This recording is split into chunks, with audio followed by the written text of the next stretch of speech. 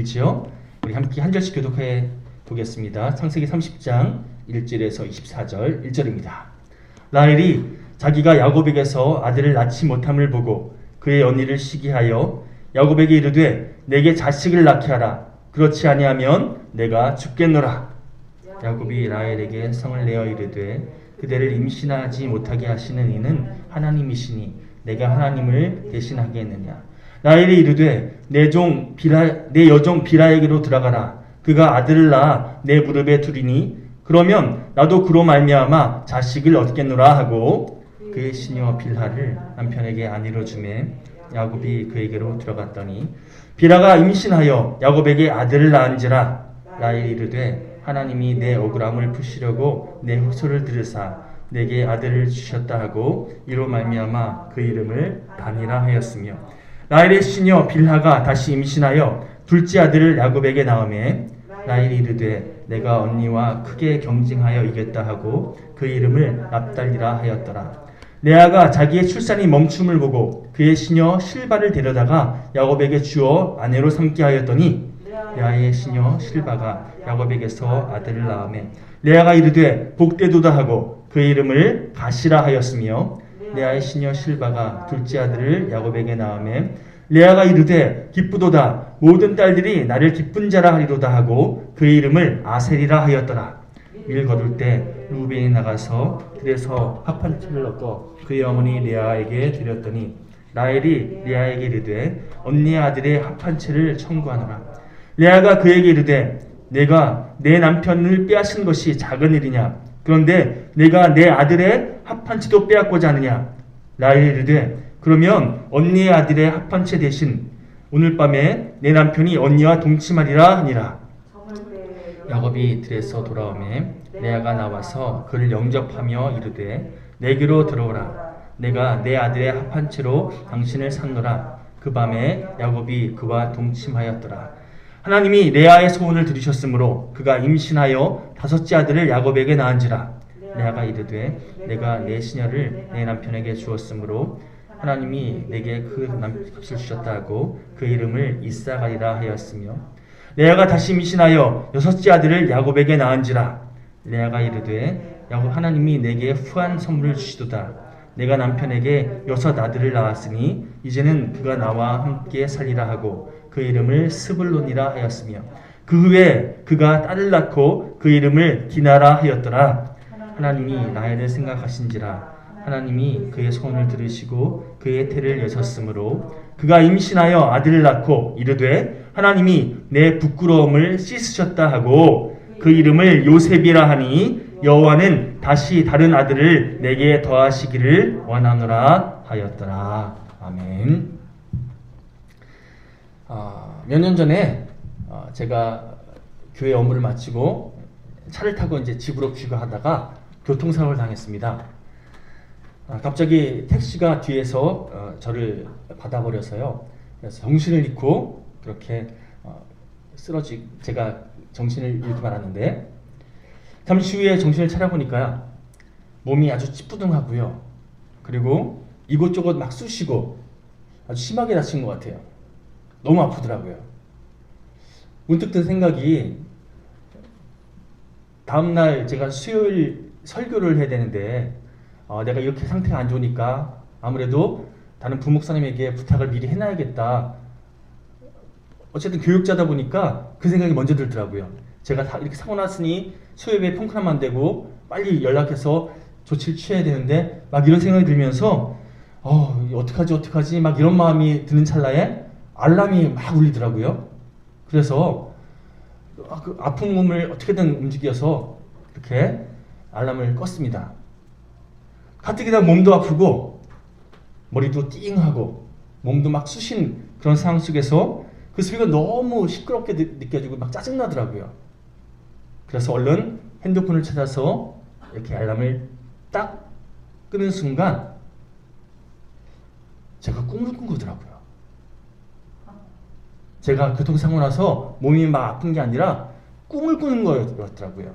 새벽에 새벽기도 일어나려고 알람 소리에 깨보고 나니까 꿈이었네?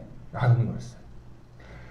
참 재미있는 사실은 그 꿈이 현실처럼 너무나 생생해서 제가 병원에 누워서 이제 어떡하지 막 이렇게 할 정도로 몸이 너무 찌뿌둥했는데, 그 전에 제가 뭔가 몸이 좀 안 좋은 상태여서 그날 그 새벽에 비도 오고 그러니까 아마 기압이 안 좋고 그러니까 몸이 더 찌뿌둥한 그 상태에서, 꿈도 그런 상태니까 제 상황이 내가 지금 교통사고 당했구나, 꿈이 연장되어져서 그렇게 계속 착각하고 있더라는 거죠.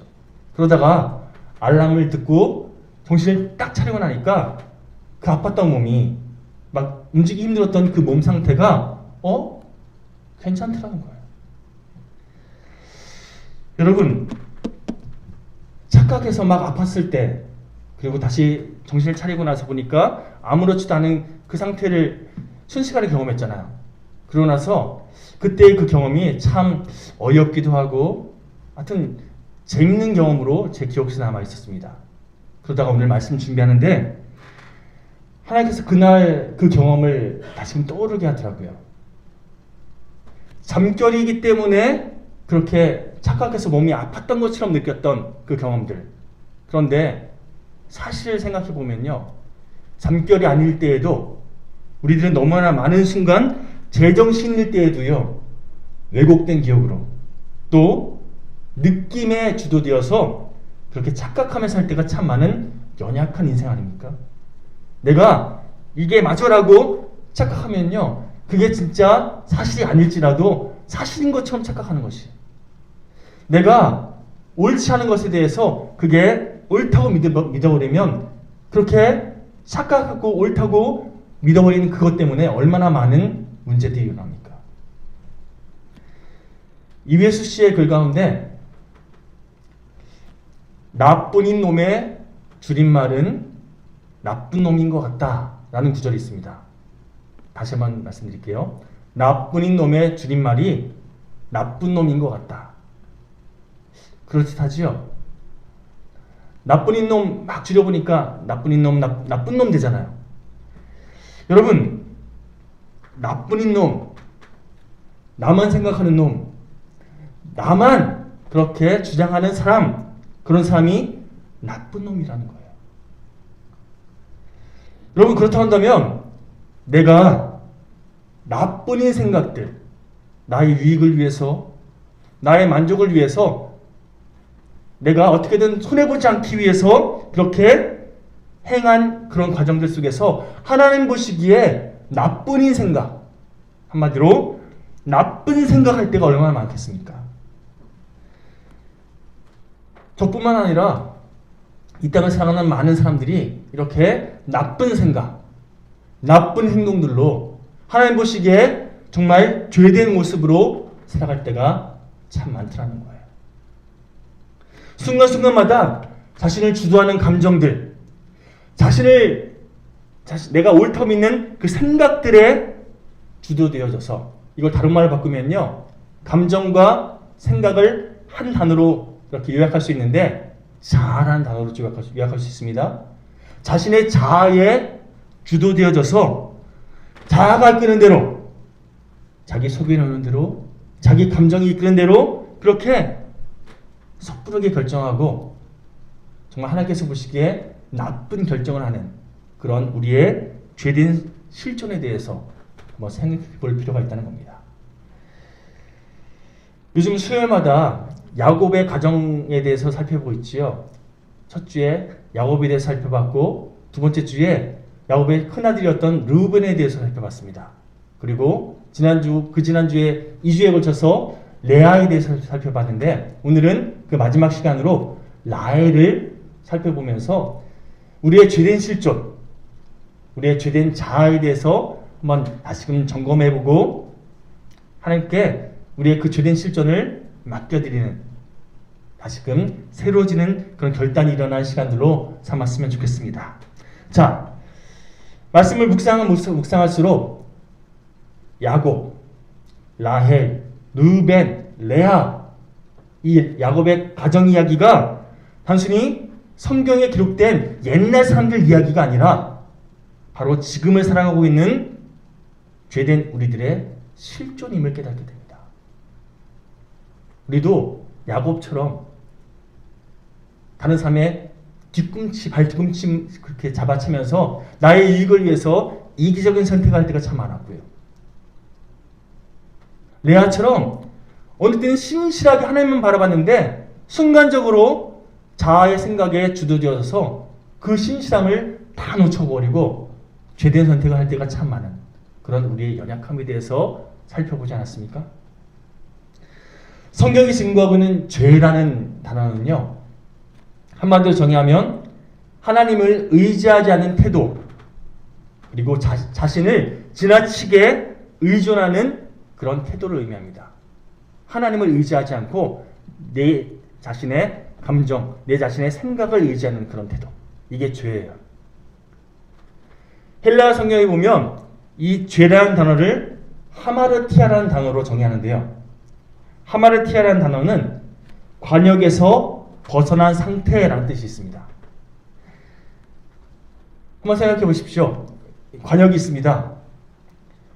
관역에서 딱 화살이 정확하게 그 관역에 꽂혀야 되는데 관역에 맞지 않고 화살이 벗어났어요. 자, 그러면 관역의 문제인 겁니까? 아니면 그 관역에 맞지 않도록 잘못 쏜 내가 문제인 겁니까? 목표가 문제가 아니라 그걸 잘못 쏜 내가 문제지요.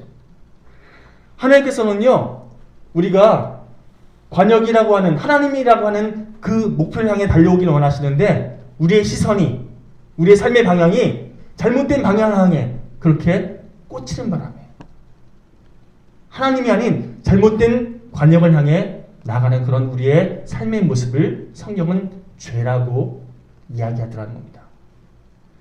아무리 훌륭한 군수라 할지라도요, 여러분 올림픽에서 양궁 할 때 양궁 쏘는 그런 선수들이 시선을 관역에서 벗어나는 거 보신 적 있습니까? 실을 놓기 전까지요, 끝까지 관역에서 시선을 멈추지 않습니다. 조금이라도 벗어나면, 몸이 흔들리면 내 화살이 정확하게 관역에 꽂히지 않기 때문에 끝까지 집중해서 관역을 바라보지요. 마찬가지로 우리의 시선이 정확하게 관역을 향해 있지 않으면, 하나님을 향해 있지 않으면요, 우리의 화살은 잘못된 방향을 향해 나가게 돼 있다는 거예요. 우리가 걷는 모든 발걸음들이 열심을 다하면 다할수록 우리의 시선이 조금만 벗어나 있어도 그것이 결국 하나님부터 더 멀어지는 그런 열심이 되더라는 겁니다. 우리 시선이 하나님께 바르게 고정되어 있을 때만, 우리의 방향이 하나님께 바르게 고정되어 있을 때만 결국 우리의 삶의 마지막 결국이 하나님의 품이라고 하는, 하나님께서 주신 영광의 그 방향을 향해 나아갈 수 있다는 거죠. 여러분, 그런데 너무 안타까운 사실은요, 저를 비롯해서 저 여러분들 모두는요, 너무나 많은 순간 하나님께 시선을 고정하지 못할 때가 참 많아요. 마치 하나님이 안 계신 것처럼 하나님을 의식하지 않고 그냥 순간적으로 드는 생각에, 순간적으로 나를 이끄는 감정에 나를 내맡길 때가 참 많은 거예요. 뭘 결정할 때 이것이 하나님의 뜻일까를 고민하는 것이 우선순위가 아니라 이것이 나에게 유익한가? 나에게 손해가 되지 않는가? 우리 가족에게 도움이 되는가? 이걸 먼저 고민할 때가 참 많은 것이 우리의 실존 아닙니까? 우리의 생각, 우리의 감정은요, 생각보다 그렇게 대단하지 않아요. 몇 년 전에 제가 양육했던 청년에게 이런 이야기를 들은 적이 있습니다. 그 친구가 참 쉽게 말하면 엄친아예요. 공부도 참 잘하고 지정한 배경도 참 좋은, 그래서 여러 가지 조건이 참 좋은, 그래서 눈이 참 높은 친구였는데 친구의 소개로 소개팅을 나간 거예요. 눈이 참 높은 친구였기 때문에 어지간한 남자들은 눈에도 차지 않는 그런 친구였는데 때마침 소개받았던 그 남자가 그렇게 마음에 안 들더래요. 그래서 그래 소개해준 친구의 어떤 그런 것도 있으니까 그냥 차나 좀 마시고 얘기 좀 하다가 오늘 그냥 헤어져야지 이렇게 생각했대요. 그런데 이상하게도 한참 상대방과 얘기하다 보니까 이상하게 가슴이 두근두근거리더래요. 그래서 이 사람이 내 취향이 아닌데 난 이런 사람 별로 안 좋아하는데 왜 그러지? 나도 모르게 이 사람에게 호감이 생겼나? 이런 생각이 들어서 상대방이 연락처 물어보고 애프터 신청이라 그러죠. 이렇게 다음 약속을 잡을 때 혹시 몰라서 가슴이 두근거리는 것도 있으니까 한 번 더 만나봐야지 이런 생각이 들어서 다음 약속을 또 잡았다는 겁니다. 다시 한번 그 카페 어쨌든 뭐 상대방과 만나기 좋은 장소였기 때문에 그 카페에 만나서 그 다음 만남을 또 진행해 봤는데 두 번째 만남에서도요 가슴이 또 두근거리더래요. 아무래도 내가 이 사람이 좋나 보다. 가슴이 두근거리는 건 보니까 내가 이 사람이 마음에 드나 보다. 그래서 두 번째 만남 때 사귀기로 결정했대요. 그런데 하필이면 이 청년이 만났던 그 만남을 가졌던 그 카페가요. 다른 카페보다 카페인 농도가 좀 진한 그런 커피를 주는 카페였대요. 나는 심장이 이렇게 두근두근거려서 상대방에게 호감이 좀 있나 보다. 내가 저 사람을 좀 그래도 좋아하는 마음이 있나 보다. 이렇게 생각했던 건데 아니요. 알고 보니까 카페인 효과 때문에 그렇게 가슴이 더 두근거리는 그런 경험을 했던 거죠. 여러분 생각보다 우리의 감정은요. 우리의 생각은요. 우리를 착각하게 만드는 그런 요소가 될 때가 참 많아요. 우리의 그 연약한 감정과 생각에 속아 넘어가서 이것이 진실인 양, 그것이 진리인 양 그렇게 섣부르게 행동할 때가 참 많은 것이 연약한 우리의 현실이라는 겁니다.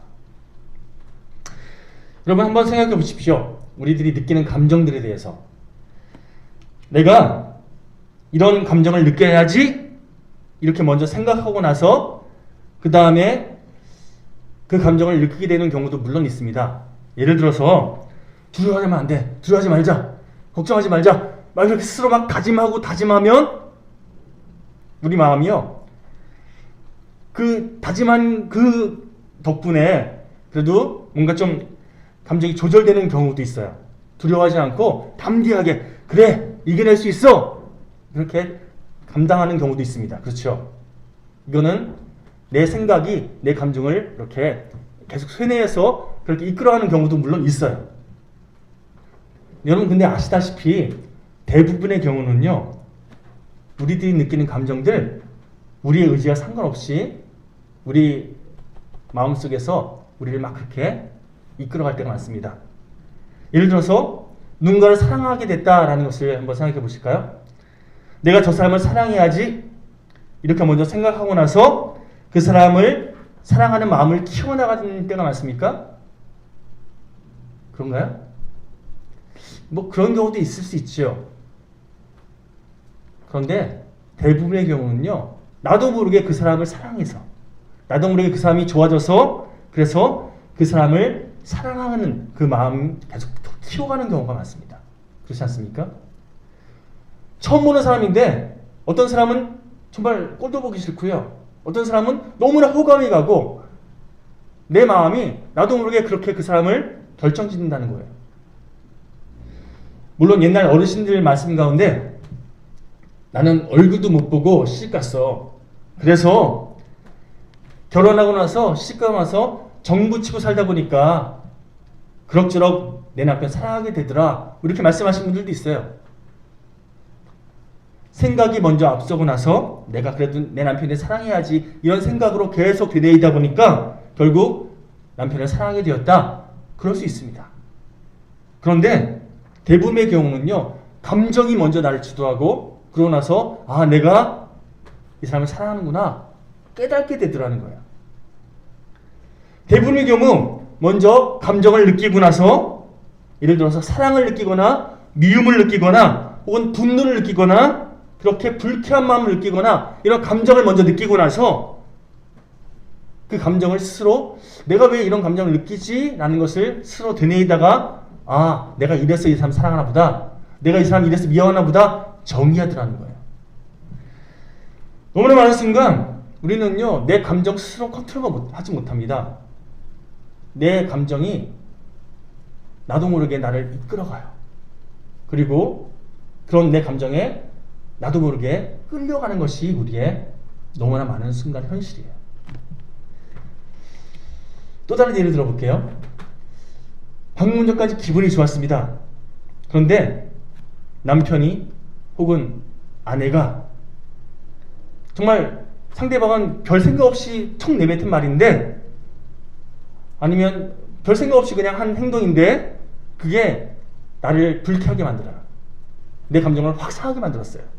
그러면 방금 전까지 좋았던 그런 기분들 다 사라져버리고 순식간에 이 상한 마음이 나를 주도해서 부부싸움하거나 상대방과 감정싸움하는 경우들 참 많이 있지 않습니까?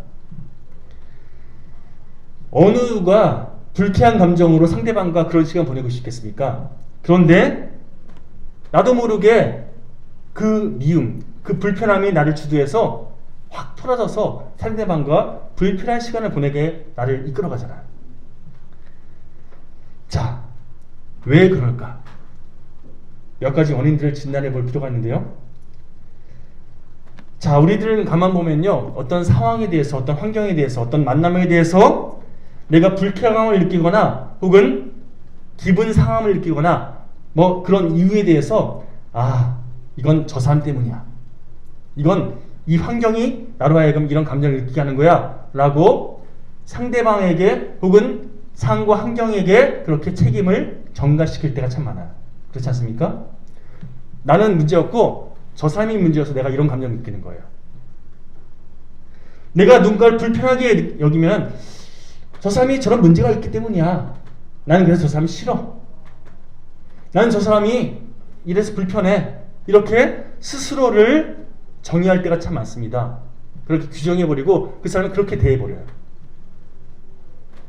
앞서 제가 누군가를 사랑할 때 경우와 마찬가지로 누군가를 미워하거나 혹은 불편하게 여기는 이 상황들도요, 마찬가지로 내가 먼저 생각하고 나서 결정하는 게 아니라 그런 감정이 나를 먼저 주도하고 나서 저 사람 싫어, 저 사람 좋아, 이렇게 감정이 느끼는 대로 내가 그 감정에 대해서 이것은 이런 이유 때문이야 라고 결론 지을 때가 참 많다는 거예요.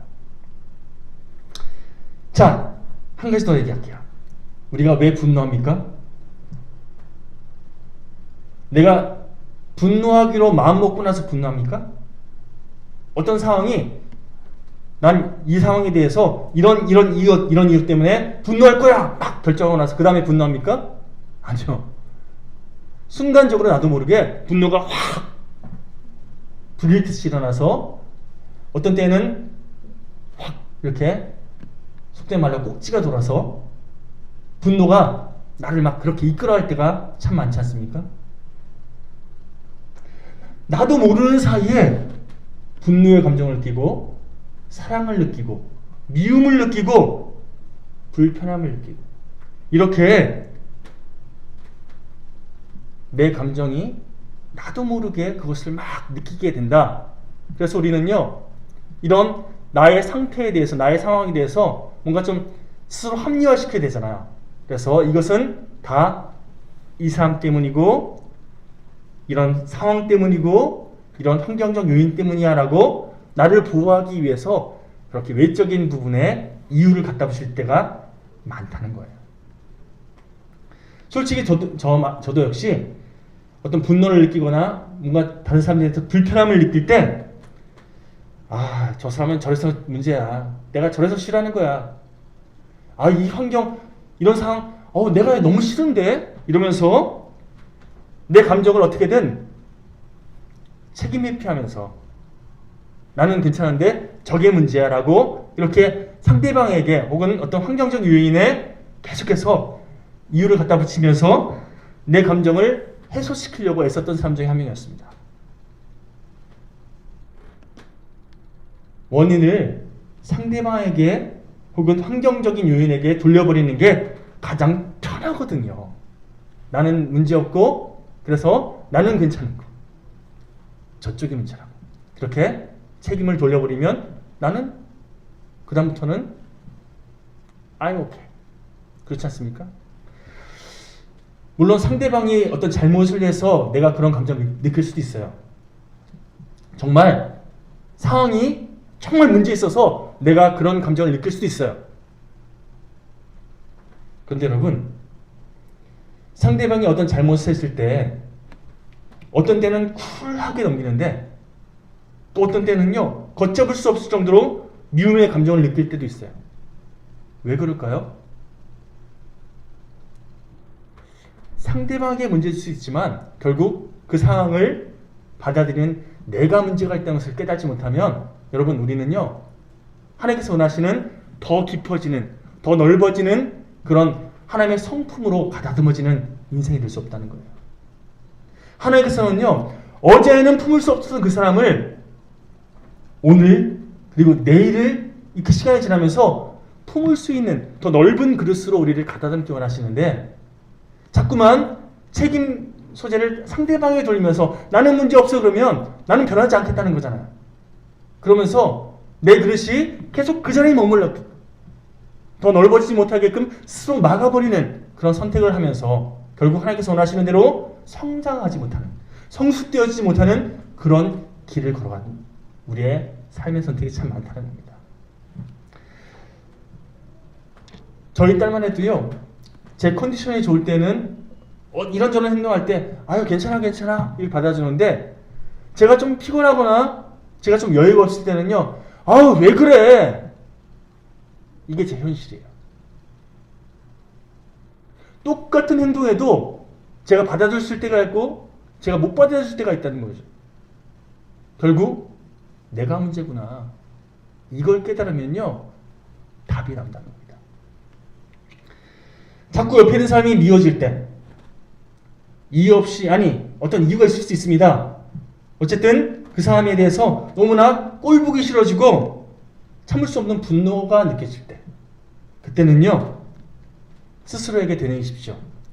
그 사람에게 문제가 있을 수 있습니다. 그러나 그것은 두 번째 문제예요. 가장 먼저 우리가 붙잡아야 할 것은요, 아 지금 내 은혜에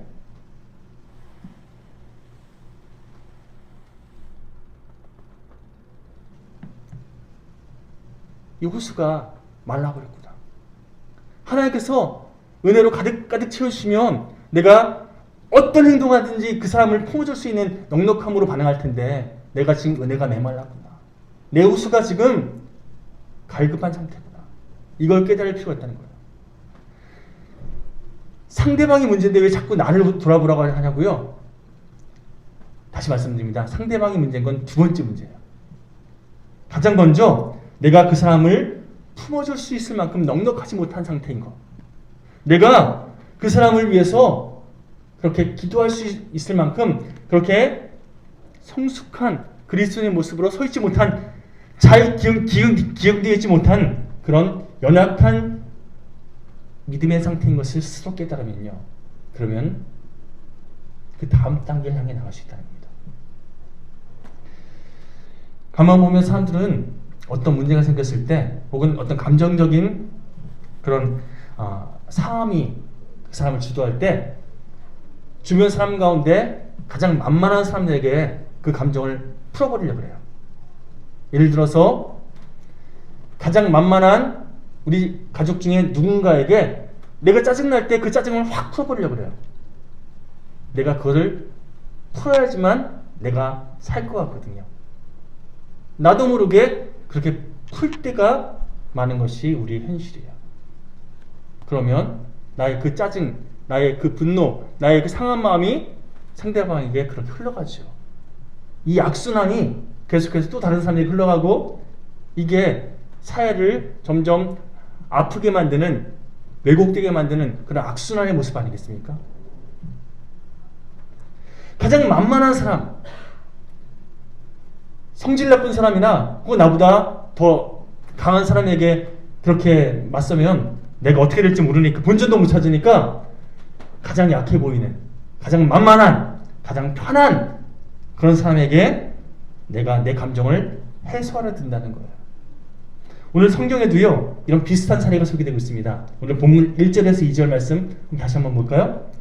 자, 1절 2절 시작. 라헬이 자기가 야곱에게서 아들을 낳지 못함을 보고 그의 언니를 시기하여 야곱에게 이르되 내게 자식을 낳게 하라. 그렇지 아니하면 내가 죽겠노라. 야곱이 라헬에게 성을 내어 이르되 그대를 임신하게 하지 못하게 하시는 이는 하나님이시니 내가 하나님을 대신하겠느냐.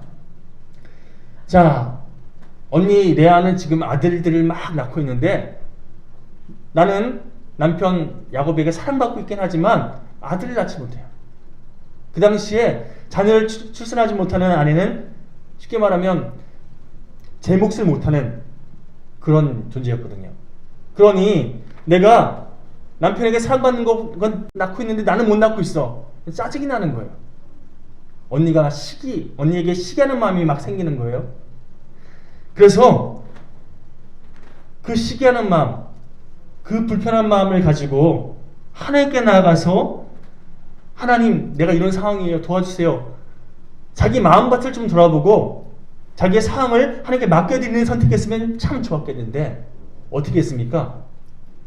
가장 만만한 사람, 자기를 너무나 사랑해주고 자기한테 막 간이고 쓸기고 다 빼주려고 하는 그 자기 남편에게 짜증을 부려요. 제발 나한테 아들 좀 낳게 해달라고 남편에게 막 바가지 긁고 있지 않습니까? 남편 야곱이 너무나 사랑하는 아내가 이런 말 하니까 아마 처음에는 한동안은 아유 왜 그래, 나라고 별 수 있어, 생명은 하나님께 속한 거잖아, 아유 내가 당신 사랑한 거 알잖아, 괜찮아 아마 이렇게 계속해서 라헬의 마음을 오르만져 줬을 거예요. 그런데 짜증을 계속 부리고 그렇게 계속해서 바가지 긁으니까 야곱도 짜증나잖아요. 그러니 어떻게 반응합니까? 본문 2절에 보면 야곱이 라헬에게 어떻게 했다고요? 성을 내어서 이르되 아유 나보고 어쩌라고, 아 진짜 승질나게 자꾸 그럴 거야? 이러면서 자기 사랑은 너무나 자기 목숨보다 아꼈던 라헬에게 그렇게 짜증을 부렸다는 거예요. 같이 화를 냈다는 거예요. 여러분, 라헬과 야곱은요 지금 자신이 느끼고 있는 감정의 그 근원이 어디로부터 왔는지를 헤아려볼 생각하지 않았습니다. 그냥 느껴지는 감정을 해소하려고만 들었습니다. 그 감정이 이끄는 대로 반응하고 그 감정이 주도한 대로 그렇게 툭툭 내뱉으면서 행동했습니다. 그 결과 남편을 아프게 하고 가족들을 아프게 하는, 스스로도 분노로 시기로 미움으로 가득한 그런 상황으로 치닫게 만들었죠. 여러분, 나는 문제 없고 네가 문제야. 라헬이 남편에게 당신 때문에 내가 아들 못 낳는 거잖아, 당신 좀 아들 낳게 해봐, 이렇게 짜증 부리면서 그렇게 자아 충만한 모습으로 반응하는 모습, 이게 라헬만의 모습이 아니라 사실은요 하나님으로부터 시선이 벗어나 있을 때의 우리들의 모습이라는 거예요. 나도 모르게 우리 남편을, 아내를, 우리 가족을, 우리 친구를, 우리 주변 사람들을 그렇게 내 감정대로 툭툭 아프게 만드는 그런 연약한 실조. 여러분, 다시 말씀드립니다. 혹 화가 치밀어 오를 때, 주변 누군가가 미워질 때, 누군가에 대해서 불편한 마음이 들 때 그 사람의 잘잘못에 대해서는 일단 두 번째 문제로 좀 제껴두시고요. 내 속에 은혜의 탱크가 메말라 있구나, 내 은혜의 저수지가 지금 메말라 있구나, 이것을 깨닫고 하나님께 먼저 기도하십시오. 하나님, 저에게 하나님의 은혜가 고갈되어 있습니다. 미움의 감정, 분노의 감정에 계속 제가 휘둘린 거 보니까 아무래도 제 영적인 배터리가 다 떨어진 모양입니다. 하나님, 제 갈급한 심령, 이 메마른 심령 가운데 주님의 은혜를 채워주십시오. 기도할 때에 하나님께서 우리 심령 가운데 일하시고 우리가 그렇게 불편하게 여겼던 그 사람을 오히려 품을 수 있는 넉넉함으로 인도하실 줄 믿습니다. 여러분, 말씀을 묵상하면서 문득 이런 생각이 들었습니다. 우리들이 느끼는 모든 감정들은요, 엄밀히 말해서 우리가 얼마나 연약한 존재인지 깨닫게 하시려고, 하나님께서 우리가 얼마나 죄된 존재인지 깨닫게 하시려고 허락하신 영적인 계기판이라는 생각이 들었습니다.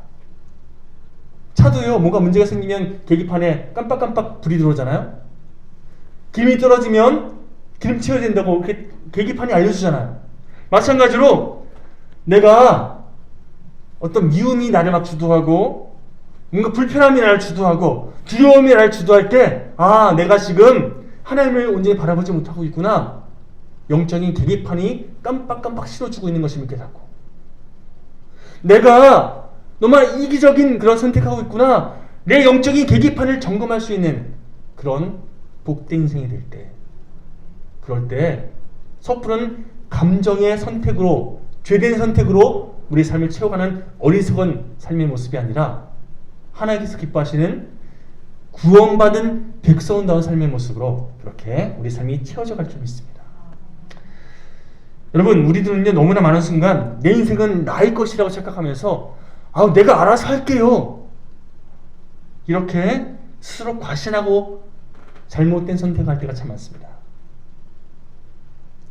하나님께서 말씀하십니다. 너 자신의 감정도 스스로 컨트롤하지 못하는, 네 감정, 사실은 네가 막 이렇게 컨트롤할 수 있는 그런 감정이 아니라 너도 모르게 끌려다니고 있잖아. 그런 너의 연약한 실존을 좀 깨달으려 우리에게 말씀하고 계십니다. 혹시라도 우리 가운데 분노와 미움, 짜증, 슬픔, 두려움, 이런 부정적인 감정이 막 그렇게 우리를 주도할 때마다 여러분, 주님의 이름으로 간절히 축원드립니다. 그 감정의 소용돌이에 스스로를 몸담아서 주된 방향으로 그렇게 끌려다니지 마십시오. 영적인 계기판으로 삼으십시오. 내가, 하나님, 내 은혜가 메말른 상태입니다. 내가 주님의 은혜로 채워질 수 있도록 도와주십시오. 내가 영적인 은혜로 충전해야 되는 상황인 것을 깨닫게 하시려고 지금 이 감정 느끼게 하시는군요. 하나님, 내가 주님께 나아갑니다. 기도합니다. 주님께 맡겨드립니다. 주님의 십자가 위에 나를 온전히 내어 맡기고, 그래서 피 묻은 주님의 십자가가 나를 아름답게 이끌 수 있도록 그렇게 믿음의 선택들로 채워나가는 우리 모두가 되었으면 좋겠습니다. 오늘 본문 보시면 자신의 영적인 상태가 어떤 상태인지 깨닫기보다 다른 사람들에게 책임을 전가하는, 자기 감정이 이끄는 대로 반응했던 그런 라헬의 모습, 결국 점점점 더 하나님께서 원하지 않은 선택들로 채워져 가지 않습니까? 결국 오늘 본문의 3절에 보시면요, 한번 같이 읽어볼까요? 시작. 라헬이 이르되 내 여종 비라에게로 들어가라. 그가 아들을 낳아 내 무릎에 두리니 그러면 나도 그로 말미암아 자식을 얻겠노라 하고, 언니와 함께 자식 보유 전쟁에 들어가요. 내가 아들을 낳지 못하는 이 소름 어떻게든 해결해 보겠다고 인간적인 방법을 선택하죠. 내 몸종을 통해서 내가 자녀를 낳으면 언니보다 어쨌든 뭔가 좀 유리한 고지를 얻을 수 있겠지 하면서 인간적인 방법을 계속해서 간구합니다. 이게 라헬만의 모습이 아니었어요. 창세기 16장 2절에 보니까 제가 공독해 드릴게요. 사레가 아브라함에게 이르되 여호와께서 내 출산을 허락하지 아니하셨으니 원하건대 네 여종에게로 들어가라. 내가 혹 그로 말미암아 자녀를 얻을까 하노라 하매 아브라함이 사레의 말을 들으니라. 사레가 하나님께서 약속하신 아들, 자기를 통해서 출산되지 않으니까 어떻게 합니까? 자신의 여종 하갈을 통해서 아들을 낳게끔 그렇게 방법을 취하잖아요. 그 결과 어떻게 됐습니까? 이스마엘이라는, 결국 이삭을 계속해서 괴롭히는 그런 민족의 시초가 만들어지지 않았습니까? 어떤 분이 그러더라고요. 인내하면 이삭이 되지만 조급하면 이스마엘 된다. 하나님 뜻에 온전히 순종하면 이삭, 약속의 아들을 얻게 되지만, 그러나 조급하게 인간적인 방법을 취하면 이스마엘을 얻게 된다는 거죠. 여러분, 내 자아가 이끄는 대로 내 생각, 이게 맞아, 내 감정, 이렇게 해야 돼, 막 그러면서 내 자아대로 반응하면요, 고스란히 대가를 치를 수밖에 없습니다. 잘못된 선택의 대가. 그게 나에게만 어떤 해를 끼치면 그나마 다행이죠. 그런데 나뿐만 아니라 많은 사람들에게 해를 끼치는 게 문제라는 거예요. 자, 라헬이 자기의 여종을 통해서 아들을 낳은 다음에 그 이름을 어떻게 지었는지 한번 좀 살펴보실까요? 창세기 30장 6절에서 8절까지 우리 한 목소리로 공독해 보겠습니다. 시작. 라헬이 이르되 하나님이 내 억울함을 푸시려고 내 호소를 들으사 내게 아들을 주셨다 하고 이로 말미암아 그 이름을 단이라 하였으며, 라헬의 시녀 비라가 다시 임신하여 둘째 아들을 야곱에게 낳으매 라헬이 이르되 내가 언니와 크게 경쟁하여 이겼다 하고 그 이름을 납달리라 하였더라. 단은 원한을 풀었다라는 뜻이고요, 납달리는 경쟁에서 이겼다는 거예요. 제가 예전에 사역했던 교회 한 권사님이 자신이 어떤 예전에 공부하지 못했던 한이 있던 분인데, 그분 아들이 서울대에 입학하니까 이런 말씀하시더라고요. 하나님께서 내 한을 풀어주셨다고, 내 아들이 좋은 대학 갈 수 있도록 내 한을 풀어주셨다고 그렇게 고백하시는 걸 제가 들은 적이 있는데, 제가 축하는 해드렸는데요, 문득 이런 생각이 들었습니다. 바로 그 순간 그 권사님의 자녀는 단이 된 거예요. 그렇죠. 이런 식으로 자신의 부족함을 보상받으려고 하는 그런 심리, 자녀에게 별로 좋지 않다는 거예요. 그 자녀를 통해 일하시는 하나님께 영광 드리는 게 아니라 자신의 자신의 감정에 몰입되어서 그렇게 해석해버리면 여러분, 좋은 결과는 나오지 않는 겁니다. 가만 살펴보시면 라헬은 자신의 여종인 비라를 통해서 얻게 된 아이들에게 아주 전투적인 이름을 붙여줬어요. 이게 뭘 의미하냐면요, 내가 어떻게든 언니와의 경쟁에서 이기려고 했던 인간적인 방법으로 막 최선을 다했는데 그 결과를 얻었던 자녀를 통해서도 만족이 없었다는 거예요. 그렇지 않습니까?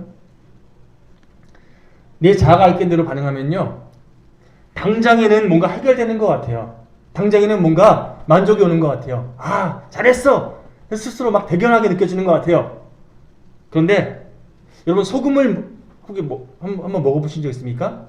바다에서 수영하다가 바닷물 한번 들켜보신 적 있으세요? 저 옛날에 바닷물 뭣도 모르고 먹었다가 그 다음부터 갈증이 계속해서 저를 힘들게 하더라고요.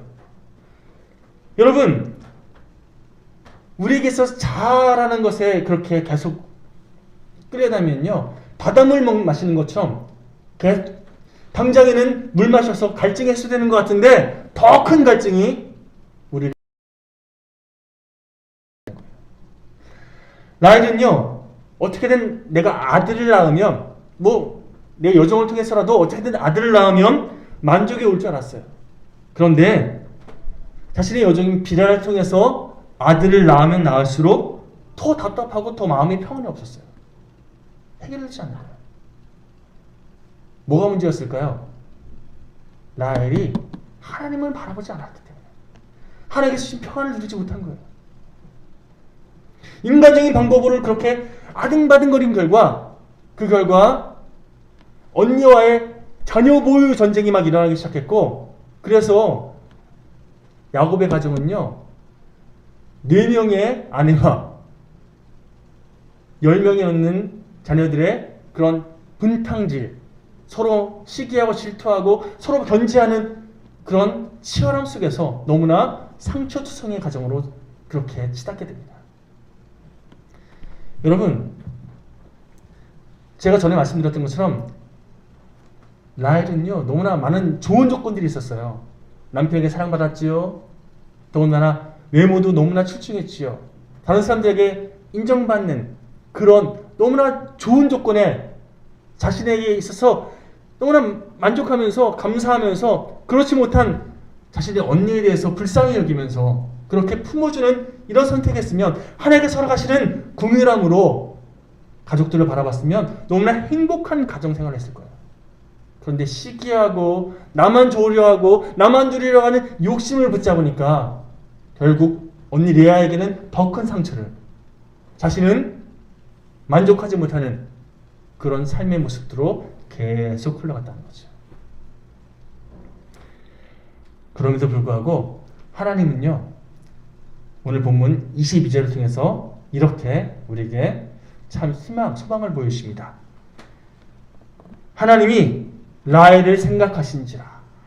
하나님이 라헬을 생각하신지라. 라헬이 하나님을 생각하지 못하더라도 하나님께서는요, 라헬을 먼저 생각하십니다. 우리가 하나님을 온전히 의지하지 못한다 할지라도 하나님은 우리를 사랑으로 바라보고 있습니다. 그리고 그의 기도를 들으시고 그의 태를 여신 거로. 한마디로 하나님께서는요, 하나님의 때에 라헬에게 아들을 허락하십니다. 그리고 그 아들을 통해서 훗날 이스라엘의 여러 가지 상황들이 그렇게 새로워지는 그런 열쇠로 일하십니다. 여러분, 오늘 말씀의 결론을 이렇게 맺고 싶습니다.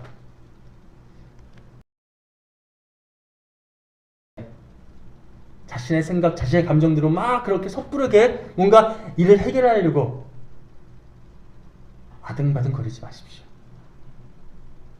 지금 내가 이 감정을 느끼게 하신 하나님의 뜻이 무엇인지, 내가 저 사람을 통해서 혹은 이 상황을 통해서 이런 감정을 느끼게 하신 하나님의 본심이 무엇인지 깨닫고 나를 더 넓히시려고 하는, 나를 더 깊어지게 만드시는 하나님의 그 일하심에 나를 온전히 맡기시기 바랍니다. 기도함으로 하나님께서 나를 통해 어떻게 일하실지 그렇게 하나님께 집중하시기 바랍니다. 우리가 느끼는 모든 감정들에 대해서 기쁜 때도 혹은 슬플 때도 혹은 억울한 감정이 느껴져도 아니면 불쾌한 감정이 느껴질 때에도 때로 분노가 치밀 때 그 모든 감정들이 나에게 막 그렇게 느껴질 때마다 그 감정들을 저를 한번 따라해 보시겠습니까? 기도 제목 삼아서 하나님께 나아가십시오. 그 감정을 느끼게 하신 하나님의 뜻이 무엇인지 붙잡고 기도 제목 삼으십시오. 그러면 주님의 일하심을 경험하게 되어 있습니다. 주가 일하시네, 주가 일하시네, 주께 모든 걸 맡기는 이들에게, 주님을 신뢰하는 자들에게 주님께서는 주님의 일하심을 보여주신다는 겁니다. 여러분, 하나님과 상관없이 자신의 감정이 이끈 대로 반응하면 오늘 본문을 통해서 살펴봤던 것처럼 결국 문제 해결은커녕 당장은 뭔가 해결되는 것 같을 수 있어요. 그러나 오히려 나는 물론이거냐 주변 사람들까지 그렇게 힘들게 만드는 원흉이 될 수 있음을 깨닫고, 내가 사람을 살리는, 이 땅을 회복시키는 하나님의 도구로 쓰임받기 위해서 어떤 삶의 선택을 해야 할지, 내 감정, 내 생각, 뭐라 그랬죠? 자아가 이끈 대로 반응하기보다 하나님의 뜻 안에서 믿음으로 아멘 할 줄 아는 저희 모두가 되시기를 다시 한번 간절히 축원드립니다. 자, 혹시라도 영상을 통해 예배드리시는 분들 혹은 이 자리에 계신 분들 가운데 주변 이유 없이 누군가에 대해서 불편한 마음이 드시거나 어떤 이유가 있어서 그 사람에 대해서 그렇게 뭔가 좀 껄끄러운 감정이 드시는 그런 분들이 계시다면 다시금 말씀드립니다. 그 사람의 그 문제, 그 사람의 어떤 잘못, 그건 뒤로 미루시고 하나님, 제 안에 고갈되어진 은혜를 채워주십시오. 제가 그 사람을 품을 수 있는 넉넉한 은혜 허락해 주십시오. 이렇게 기도하시면서 회복의 도구로 쓰임받는 저를 모두가 되시기를 다시 한번 축원드립니다. 우리 찬송가 197장 함께 고백하시고, 자, 찬송 이후에 함께 여러분 기도 제목 붙잡고 결단하며 기도하신 후에 집으로 돌아가시기 바랍니다.